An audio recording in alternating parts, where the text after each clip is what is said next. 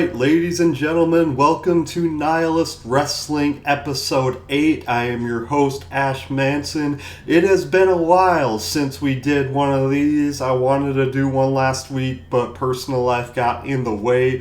But so many good things have happened in the world of professional wrestling. First and foremost, Swerve Strickland is your AEW World Heavyweight Champion. I am so happy about that. Trick Williams is your new NXT champion. I'm very stoked about that as well. We're going to be talking about this new Wyatt family that seems to be forming in WWE. Speculation, but, very strong hints. So, and you know what? I'm going to take my victory lap. I was one of the very few people on the internet that stood up for AEW when they decided to show the backstage footage with Jack Perry and CM Punk from All In. I said they were right to do it after just having watched Dynamite. I think I was right. We're going to get into why next. I think people have a herd mentality when it comes to their perception of AEW. If I believed everything that I read on the internet, I would believe that AEW is in such an abysmal state and the product is awful and nobody likes it and nobody goes to any of their shows, etc., etc., etc. But when AEW first came onto the scene in 2019, WWE was in a terrible state, and AEW was almost universally applauded by wrestling fans who wanted an alternative. I was one of them. I have been riding hard since day one for AEW, and I've never stopped. There have been ups and downs, sure, but at no point in AEW's brief history have I ever felt like things were all that bad, especially not as bad as some people on the internet would have you believe. But regardless of what you think about AEW, I will say this, absolutely, 100%, no doubt in my mind, we would have not seen this renaissance in WWE if it were not for AEW. If AEW did not push like WWE, we would not be seeing all these great things. This Triple H era, maybe Vince would have fallen out of power, who knows. But I guarantee you WWE's product would not start to get edgier, start to get more raw, start to, tell more intricate stories if they didn't have AEW nipping at their heels. So AEW ruffled a lot of feathers when they showed that backstage footage of Jack Perry and CM Punk. And CM Punk had already confessed all of his sins, and we're not going to relitigate all of that. But it kind of it very clearly showed that CM Punk was the aggressor in that situation, and Punk is no longer with them. But it also kind of exonerated Jack Perry to an extent, because, as I said last time we talked about this, Jack was definitely being a twat, wanting to use real glass and break that rental car at a collision. So, months ago, that was stupid, and he deserved to be called on his BS. But when you look at the footage, Jack was playing with his hair at the point where Punk socked him. So it, very clearly shows that Punk was in the wrong. Alright. So the entire internet was shitting on AEW, saying, what are you doing? You're highlighting a guy that's not with you, etc., etc., etc. And now we have Jack Perry, who came back at Dynasty in a shocking form. He cost FTR the tag team titles and allowed the Young Bucks to climb the ladder and grab those titles. But now on Dynamite, he comes out there and he calls out Tony Khan. He says, shake my hand and reinstate me. And Tony did. And then he punches him in the heart. And then the Bucks hit the Indie Taker on him, and now the Elite, I'm assuming Jack's with the Elite now, Okada, the Bucks, and Jack Perry, they all stand over a fallen Tony Khan as Dynamite goes off air. Now, I'm going to state another opinion that I had that almost the entire internet, especially those who are big AEW fans, disagreed with me on. People loved the Continental Classic. I also enjoyed it. I had one criticism of it, though. I thought, well, while the Continental Classic was going on, so much time was dedicated to the Continental Classic, which was just pure wrestling, and the wrestling matches were awesome. But because so much of the shows were dedicated to the Continental Classic, we had very little time to, tell meaningful stories, advance existing storylines and all that, character development and all that. I know AEW prioritized wrestling, but coming out of the Continental Classic, arguably they were prioritizing just pure wrestling a little bit too much. I agree with that criticism of them. That's a pretty goddamn good story I just laid out for you with, Tony and Jack Perry and the Elite and all that. They ended Dynamite, making you think, wow, that I want to see what happens next week. And I think they're also kind of tapping into a little bit of the discontent that fans have been expressing on the internet, saying that Tony is out of touch, whether it's because he relies on former WWE guys like he did with CM Punk for so long, or he relies on all these kind of obscure dream matches from all these people that we're not sure who they are from CMLL or whatever. The internet has not been too kind to Tony Khan, and it seems like with the end of Dynamite right there, they seem to be, I at least see a potential of them tapping into it. The Bucks could kind of, I don't know, play anti-hero in a way and say Tony poisoned AEW and we're here to bring it back to its former glory, to restore the feeling. I don't know if that's where they're going to go for it, but I'm wondering, and I think I would go that way. That ending of Dynamite really made me anticipate next week or Collision in a way that I hadn't really been feeling in a long time. And that's coming off a Dynasty pay-per-view which was fucking excellent. I mean, that tag team title ladder match was absolutely phenomenal. Bryan Danielson versus Will Ospreay was one of, if not the greatest pro wrestling match I have ever seen in my life. I'm not 100% sure if Bryan being down there at the end was part of the show or not. I've heard reports saying it was.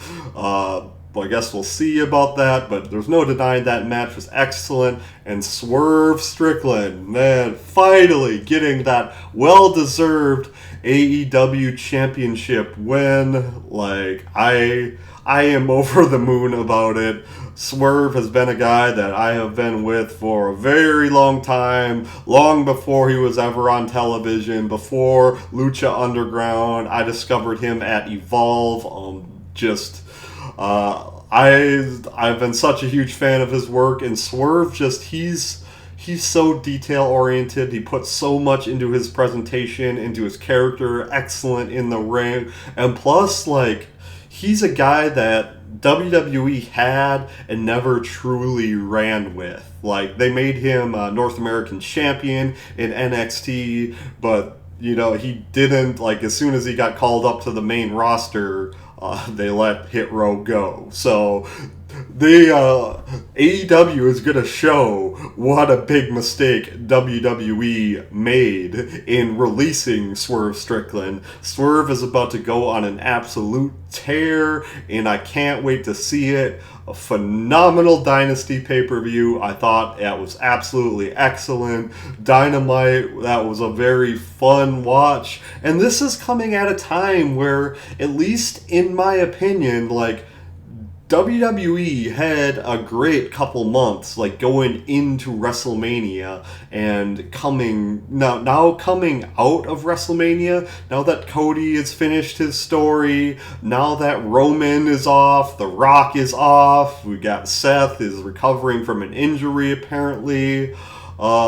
WWE and they're in that really weird like limbo period before the draft where they can't really commit to any stories like that. So I think like there's been a lot of ebbs and flows between WWE and AEW. Like one of them gets really hot, then the other cools down, then the other gets really hot, etc., etc. Like I have the feeling that AEW is trending upward and WWE's in a little bit of a lull right now. Not saying they're doing bad necessarily, but it's kind of hard to follow everything that they did at WrestleMania and all that. So let's talk about WWE. Let's talk a little bit about the direction they're going in. Probably the biggest story in WWE right now that Cody has finished his story, is the Bloodline Civil War. Solo Sikoa has seemed to gone rogue a little bit, and he recruited his MFT. I don't know exactly what that means. It's speculated that means my family tree. I think every time he says it, I think motherfucking Tamatanga. Yeah, so he's got Tamatanga, and they're this new version of the Bloodline, which neither has the Usos, nor does it seem that Roman Reigns fits in this equation necessarily. Paul Heyman seems very uneasy by everything Solo is going. It has been heavily rumored that WWE has signed Jacob Fatu, which I would imagine, like, he's probably already main roster ready. They'll bring him up and align him with Solo, and Solo will have his new bloodline, and Roman will come back eventually. And Roman was saying during the media tours and all that, he was saying that like, if you got beef, you settle it in the ring, and that's what I told the Usos to do. Like, he wasn't dogging Jay, even though Jay had betrayed the bloodline. He kind of made it seem like things have maybe cooled a little bit. The tensions have cooled between Roman, Jimmy, and Jay. So, also, they mentioned, they asked Jay what he thought about,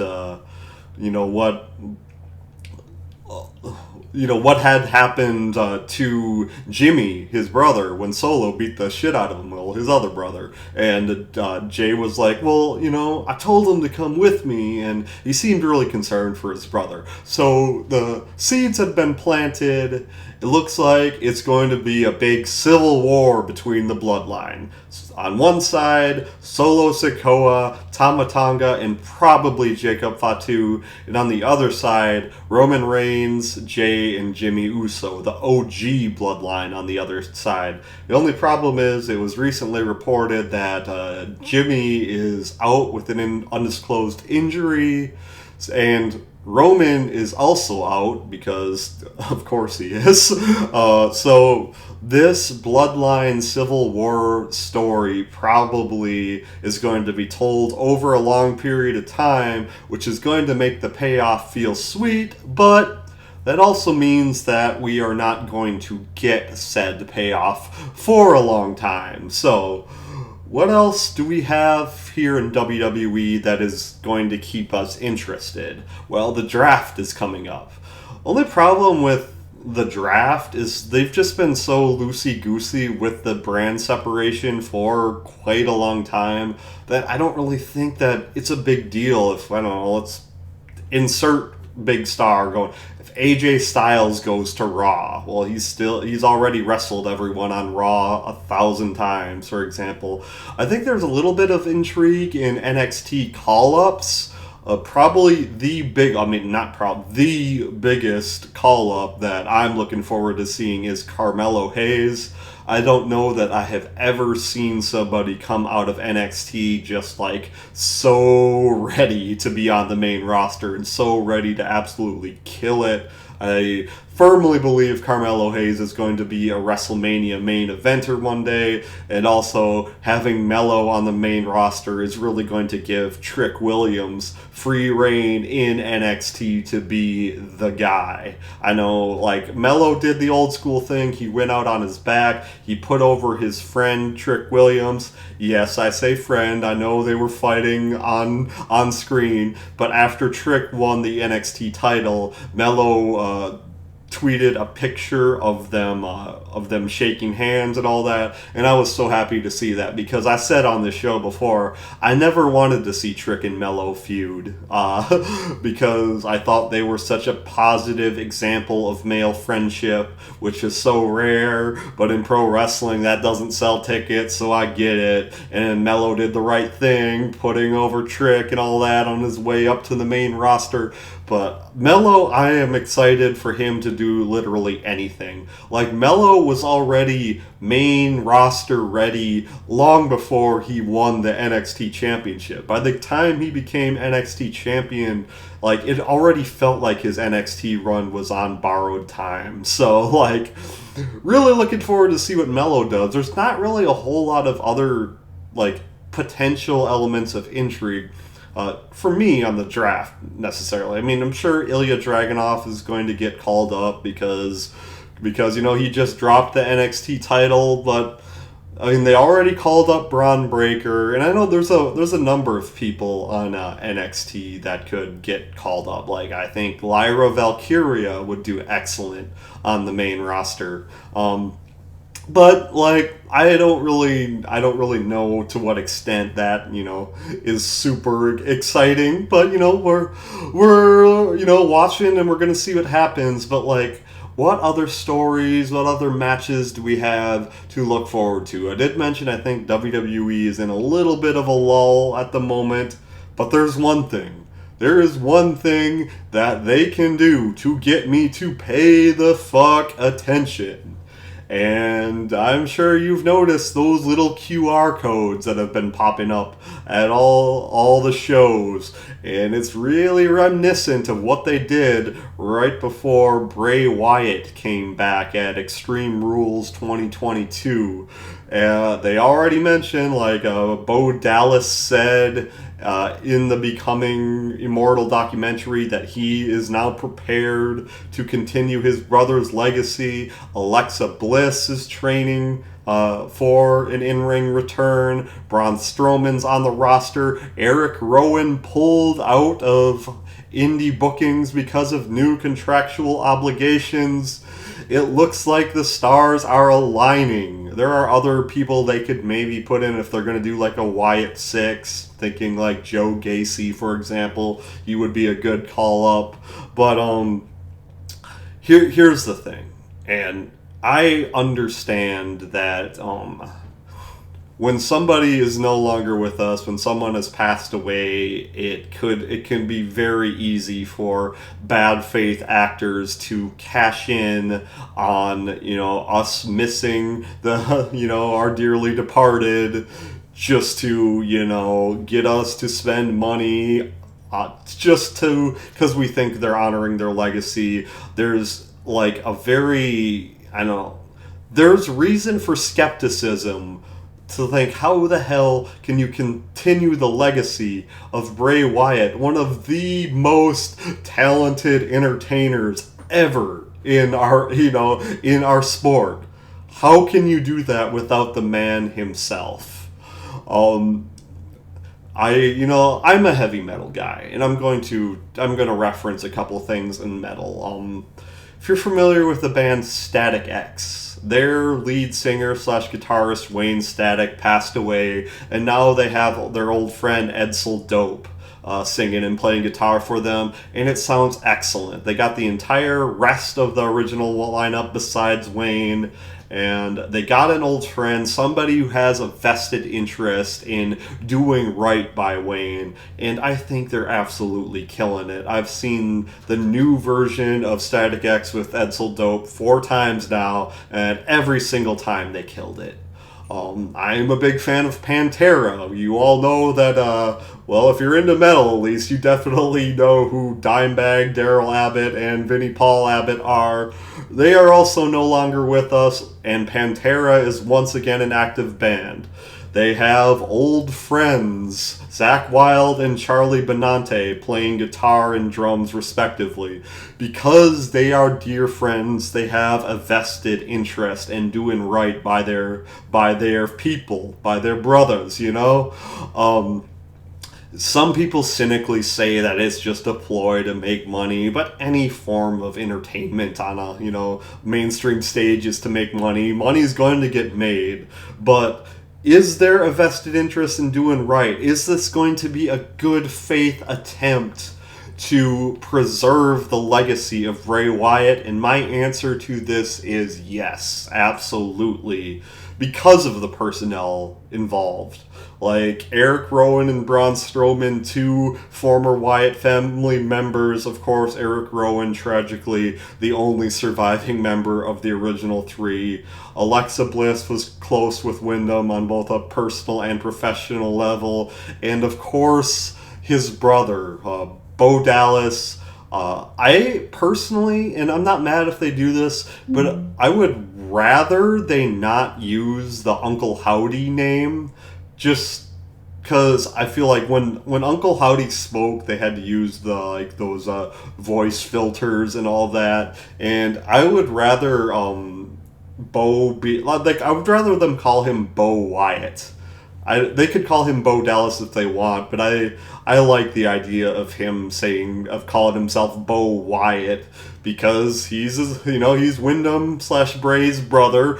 It makes sense for them to share a last name, and just so he can talk more. He's a good talker. The only thing about that is that, like, Bo has this really, like, innocent sounding high pitched voice. You have to believe. But he is a very talented orator, like much like his brother. I don't think he's quite on the level of his brother, but they have the personnel on the roster to make this great.